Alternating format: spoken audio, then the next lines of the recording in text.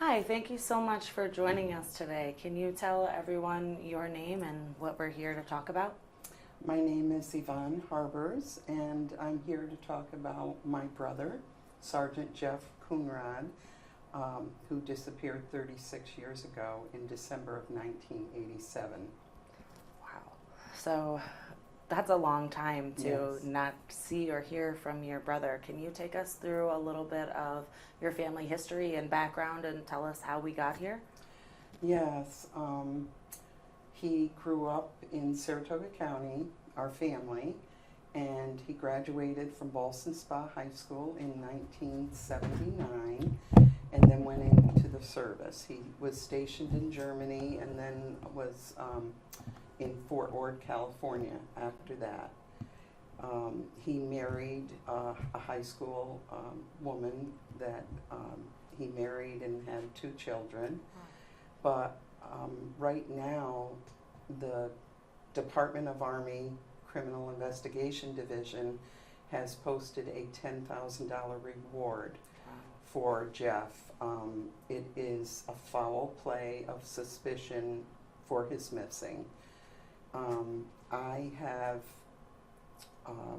I am hoping that the public can give any type of tip or any information of credible information to the Army CID unit, even if it seems not important. Every Right. little Any bit little is, piece can help. and it can be done anonymously. I've worked on this from the beginning when Jeff first disappeared. I immediately contacted Assembly, Congress, State, and U.S. Senate, and they did respond to all of our letters. They responded to me and to my parents after they did a inquiry with the Army. But at that time, Jeff was considered unauthorized leave status until an investigation was done in 1989. So that was because he went missing. They had said he was AWOL? Yes, because someone stated they thought they saw him a month later, so it became Like he just ran away. right.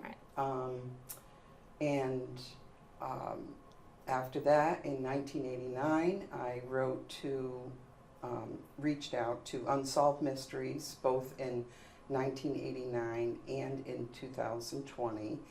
And I also wrote an article in the Woman's World magazine, and it was published in August of 1989. And the National Missing and Unidentified Persons Systems, NamUs, when that was database was done in 2011, I added Jeff's information to that, and I make sure I add that that it's updated every year and continued. I also attend yearly the Albany Day, Missing Day in Albany with Mary Lyle's mother, event. And so I make sure I go to that and, just to be there for other families of missing people and to learn new things, new technology. My father and I had our DNA done, and with the help of Toby Kirschman, I was able to get a lot of my information added to other databases. Nice. So just in case something pops Yes. up somewhere, they can connect him to you. Right. Yes. So talk a little bit about, I know there's not much surrounding his disappearance, but from what I've seen, a friend dropped him off and then that was it. Yes.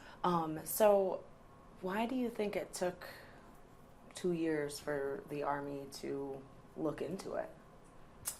I think it was because he was considered just walking away. Yeah. And I knew that it wasn't the case. I talked to him the day before he disappeared, and I could tell there were some things, that were going on, and it was a fellow soldier and friend of his that he was last seen with, and he admits that, but nothing else, once someone said they thought they saw him, that put doubt. Yes.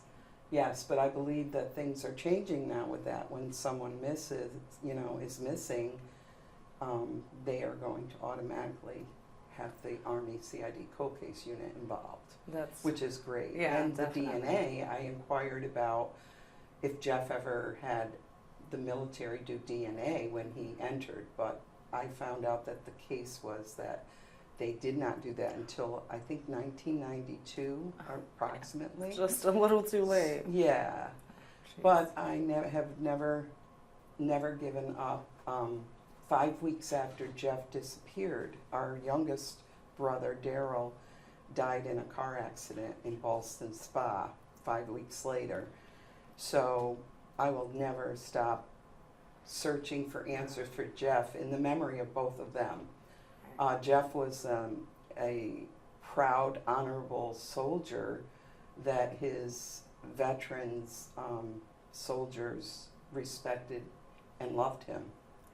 So somebody's got to know something. Right. So, where did his wife and kids kind of mix all into this in California? Were they also looking and have any idea? Yes, I can't answer that. Yeah. With it being an active case right now, anyone that has any information or has to give information would have to reach out to the CID unit. Makes sense. Yeah. So, how has it been trying to get information on your brother's case from across the country? Has that put up any barriers for you or made things difficult? No, the investigators were always very helpful. That's great. In 1989, 2 CID investigators came out to my home here Wow. in New York with my parents, and they were actively working on the case then, and they were interviewing people. But then there was a lull time that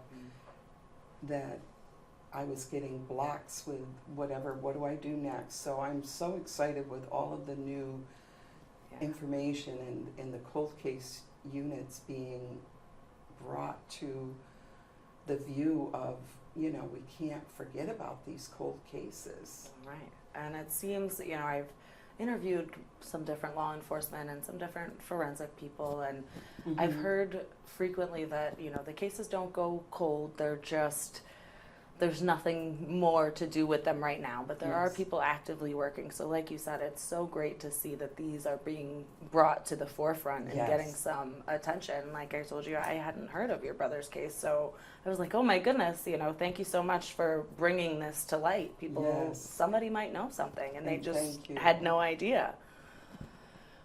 I appreciate it, and I'm very hopeful. Yeah, that he was dropped off at a beach area, right? In the town of Marina. Okay.